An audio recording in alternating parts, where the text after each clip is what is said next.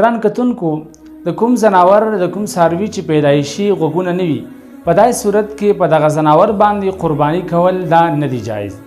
یا که چېرته د دغه ځناور پیدایشي غوږونه وو خو دغه غوږونو ته نقصان رسېدلی دی، اوس په کتلی شي که دغه ځناور غوږونو دوه غوږونو ته نقصان رسېدلی دی نو په داسې صورت کې هم په دغه ځناور باندې قرباني کول نه دی جایز.